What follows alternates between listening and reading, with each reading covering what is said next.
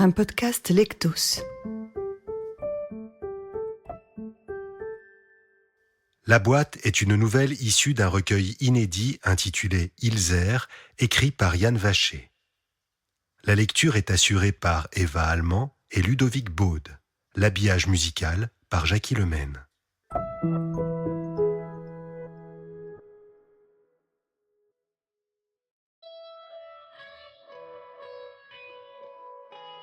La boîte. Tu sais, pendant un long moment, il n'y avait plus que cette question qui tournait dans ma tête. Qu'est-ce que j'avais foutu d'ouvrir cette boîte ? J'étais mal. Je le sais. Maintenant, c'est du passé le mot qui convient. Je cherchais des raisons qui m'exempteraient de responsabilité. Je te l'ai dit, j'étais mal. Aujourd'hui, ça me paraît ridicule, car je m'en sors par le haut, comme on dit, d'une force neuve que je sens infaillible. Ça te paraît trop romantique ? Déplacé ? À l'époque, je me suis dit que je l'avais ouverte parce que la roue tourne. Mais ce n'était qu'une image éculée, qui ne parvenait pas à me cacher qu'il faudrait mourir. Encore un grand mot. Et sûrement vieillir avant ça. En fait, je m'étais retrouvée comme ça, devant le carton, à devoir le ranger. Il fallait vider la maison. Des lettres, uniquement des lettres, vieillies par un repos forcé. Plus de 20 ans à dormir. J'ai ouvert la boîte et j'ai lu. Signes et mots. Des histoires s'étalaient sur de pleines pages. Et plus qu'une suite de mots, se composait un espace graphique dont les calligrammes dominants structuraient l'harmonie. Des dessins, des lignes tordues complétaient le propos, mais leurs clés m'échappaient la plupart du temps. Les signes ésotériques qui peuplaient les marges irrégulières m'étaient tout autant indéchiffrables. Et faute de contexte et de fraîcheur, ou de jeunesse d'esprit, je ne parvins à en décrypter aucun. Ces mystères, sûrement anodins, amplifiaient pourtant mon glissement dans ce temps révolu. À chaque page entrait dans ce monde qui fut le mien, que je sentais proche ou plutôt qui était en moi une sorte d'ADN indéfectible, mais qui ne s'imbriquait cependant pas clairement dans le puzzle de mon existence actuelle. Oui, en t'en parlant, je me rends compte que c'était bien la jeunesse qui me manquait pour donner sens à cette matière. De cette masse de temps informe compactée dans ces lettres, jaillissait une série de questions et d'interrogations. Je n'avais pas besoin de ça. Tu connais ma fragilité.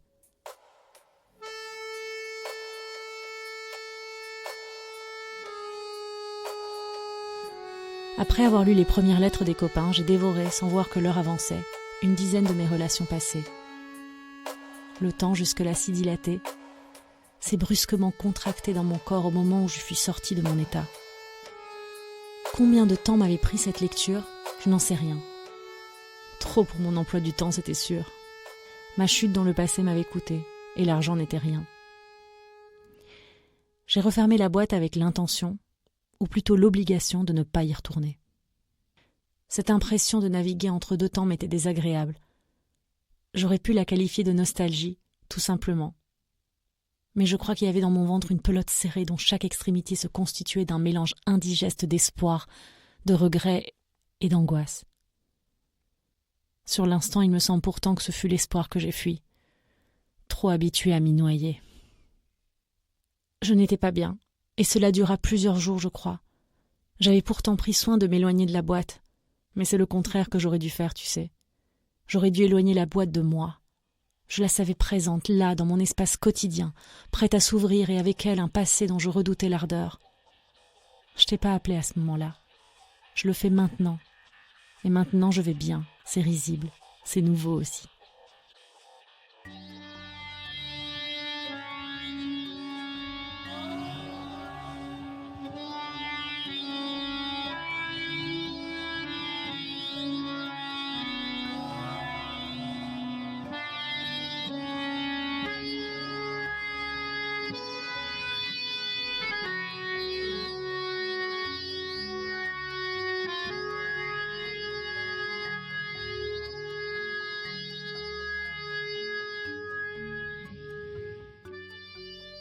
L'erreur.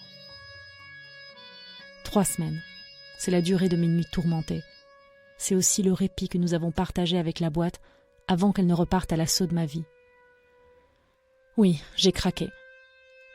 Il m'a fallu rouvrir les tiroirs du manque, me replonger dans les papiers qui n'étaient autres que mon passé. Je crois que malgré mes craintes, j'ai souhaité explorer les chemins avortés. Trop de ceux que j'avais empruntés m'avaient mené au fond du trou. Car c'est bien de cela qu'il s'agissait. À chaque pas de plus, le choix de ne poursuivre qu'une direction et de laisser mourir à l'usure l'opportunité des autres. Bien sûr, en empruntant une voie différente, c'est celle que j'ai vécue qui serait morte dans l'embryo. Mais aujourd'hui, si je croyais en la réversibilité des situations, je souffrais aussi du sentiment envahissant d'un trop tard non négociable. Trop tard, car j'étais enferrée dans l'idée qu'il y a un âge pour réaliser les choses. Avec ce raisonnement, je me condamnais au regret. J'en étais sûre, et ne parvenais à sortir de cette mécanique morbide.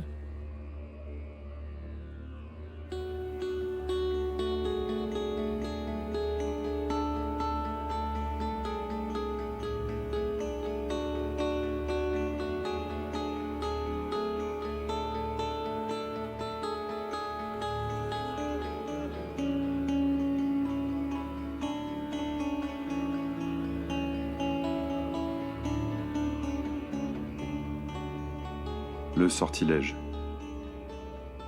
J'ai erré dans la sensation oppressante d'un sortilège patient, blotti dans une boîte de chaussures, qui aurait saisi sans trembler l'occasion d'un bain de lumière.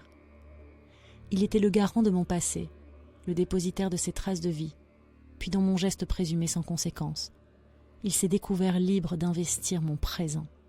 Je logeais quelque part en moi, et pour mon plus grand malheur, un sortilège, un étrange étranger qui avait le pouvoir irréductible de jouer avec l'équilibre de ma vie, ajoutant un poids démesuré à ce que j'avais été, négligeant à m'en perdre ce que j'avais construit. Je me suis ressaisie. Enfin, j'ai commencé. Lorsque j'ai pris conscience que cette malédiction n'était pas de celles qui errent et s'abattent au hasard, engluant les victimes innocentes dans un liquide noirâtre et poisseux. Non, elle était ma malédiction, celle qui attendait patiemment dans mes souvenirs, ne m'ayant concédé jusque-là pour os arrangé que cette série lancinante de cycles dépressifs. Elle ne pouvait que m'être destinée. Elle n'aurait touché personne d'autre, car nous étions les seuls à posséder les clés du sens des histoires que nous partagions. Je crois que je me suis ressaisie quand il m'est apparu qu'il ne pouvait y avoir de sortilège sans donneur d'ordre, et que ce salaud n'était autre que moi. Aujourd'hui, je rigole de ce qualificatif. Toi aussi, je vois. J'avais conçu mon malheur par mon geste, mais surtout par la valeur que j'avais attribuée au démon ressurgi.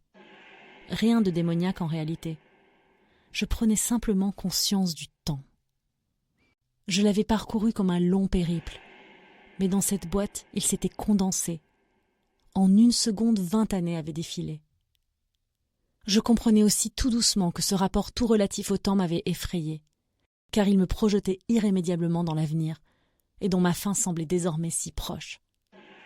Juste devant 2 ou 3 secondes, 2 ou 3 boîtes de chaussures empilées.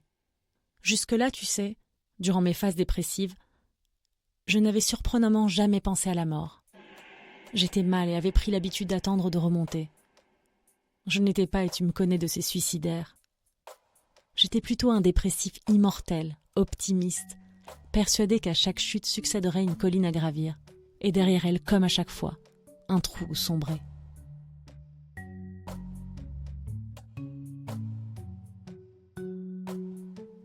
La boîte m'avait posé la question de la mort. C'était nouveau. À la tristesse s'ajoutaient la peur et l'angoisse. C'était rassurant de savoir que derrière, une colline s'élevait. Là, il n'y avait plus rien. Pas même la chance de sombrer et de fait espérer remonter. Un désert. Oui, c'est ça. La mort s'étalait comme une vaste plaine, où rien ne venait plus scander le temps. J'avais claqué une porte, et aucun son n'était sorti. Une ligne, voilà ce qu'était la mort. Une ligne d'horizon intangible. La nuit j'errais dans ce paysage blanc et dénué de vie. C'est bien cela qui nourrissait mon trouble. Je t'ai dit tout à l'heure que j'avais fui l'espoir. Il n'en était rien. J'en prends conscience aujourd'hui. En réalité, l'angoisse fut immédiate et prit le dessus sans concession. J'ai peut-être tenté de me le masquer, mais j'avais pressenti dès les premières lettres que ce n'était pas une phase de dépression habituelle dans laquelle j'entrais. Je les connaissais trop bien pour les rater. Cette fois, à terme, je me sentais finie. C'est une vraie angoisse que de rencontrer et parcourir une trajectoire dont le point de mire est la mort. Tu ne l'as jamais ressenti ? S'en sortir par l'avant. La boîte a traîné sur l'étagère. Avec le temps, elle m'est devenue presque agréable. Une impression de sécurité même. Durant ma période de trouble, je m'en étais voulu. Combien n'ont pas la chance d'avoir de souvenirs ? Et de surcroît s'ils sont en partie heureux. Mais je mélangeais tout, et j'étais incapable d'affirmer que cela fut une chance tant la brisure me traversait. Je te promets que jamais en ces moments je n'ai pourtant regretté quoi que ce soit, et chaque occasion manquée se dressait comme l'évidence d'impossible. J'étais pétrifiée, un caillou bloqué entre deux montagnes. La peur et l'espoir avec, je te l'ai dit, pour horizon indéfectible la fin de cette vallée qu'est la vie. Mais maintenant je passe à côté de la boîte, et je lui souris. Elle sait. Avec toi nous sommes 3 désormais. Quand j'ai rouvert la boîte, ce fut avec mon fils. Il ne comprenait sûrement pas grand-chose et probablement peu l'intéressait. Il reconnaissait dans mon récit des noms, des événements du patrimoine familial, des anecdotes. Il rigolait gentiment, prêtait une attention bienveillante à ce voyage dans ma jeunesse. Il me fallut en revenir. En ouvrant la boîte avec mon fils, ce n'est pas le passé qui m'envahit. Et je compris dans son regard qu'il s'agissait juste d'un théâtre contemporain dont j'agitais les personnages. En ouvrant la boîte avec mon fils, ce n'est pas le passé qui m'envahit, mais bien l'avenir, le sien. Tu m'écoutes ?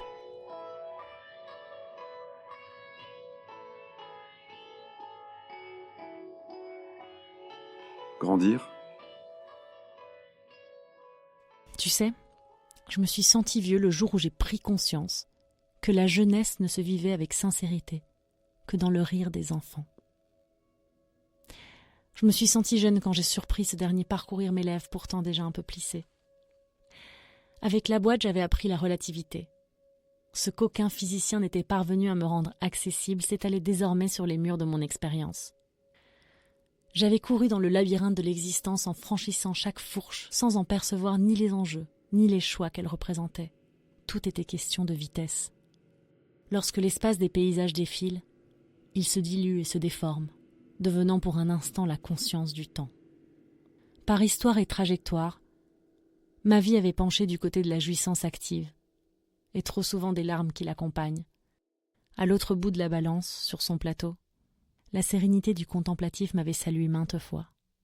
Je ne l'avais pas vu, déjà trop loin, trop englué dans le décor que ma vitesse entraînait au passage. Avec le temps, j'ai acquis la certitude que toute nostalgie avait disparu de mes divagations. Lorsque je l'ai senti, je me suis mis à disserter, car j'avais enfin entre mes mains la sérénité propice à la réflexion. Dans ces moments de plénitude, j'ai poussé l'analogie entre la relativité physique et la psychologie que je lui associais. Je mélangeais à dessein les considérations.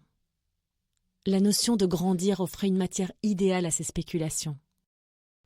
Il s'agissait en effet de croître et ainsi de gagner en espace tout autant que d'évoluer vers un modèle de sagesse sociale supposée, et s'inscrivant dans le parcours logique de la transformation des individus. Cette équation, toute satisfaisante qu'elle m'a paru, venait pourtant buter sur l'expérience que j'avais pu faire de la rencontre avec de malicieux vieillards à l'œil jeune et prétendant refuser de vieillir. Ces Peter Pan étaient la preuve même de l'absence de relation mathématique entre la jeunesse et l'âge. De même qu'entre la sagesse et le volume corporel, qui grandissait pourtant objectivement la plupart du temps avec l'âge. Avec la boîte, j'ai compris que ma vie ne serait, malgré ma trajectoire sociale et l'état encore potable de mon corps, ne ris pas, qu'un petit cercle de cordes à nœuds. Une boucle ponctuée de multiples de 20. Je n'aurais pas 40 ans, mais 2 fois 20. Et 80 ne serait, dans ce mode de calcul, que 4 fois le 20. Je délire, c'est ça ? Écoute-moi, avoir 4 fois 20 ans est désormais un calcul qui donne à l'avenir des perspectives nouvelles, et chez moi, ça déclenche une relative mais socialement paradoxale impatience. Et aujourd'hui, devant toi, je me plais à rêver qu'à 5 ou 6 fois le 20, je mourrai dans la douce certitude d'avoir vécu une jeunesse sans fin. Tu souris, tu te moques car tu sais que j'ai été vieux avant l'âge. J'ai sacrifié tout ce temps à cette sœur cruelle, tu le sais. Elle m'a volé une vie, et plus tant j'ai sombré, je ne me suis éloignée d'elle que pour mieux trébucher dans son abîme obscur, sœur invisible, en moi enfouie, Mais cette boîte qui, je l'ai pensé un moment, n'était autre qu'une de ces formes vicieuses ne fut rien.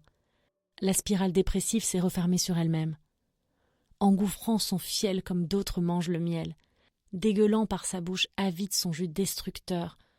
La boîte fut ma meilleure alliée, tu comprends? Ma malédiction s'est prise à son propre piège.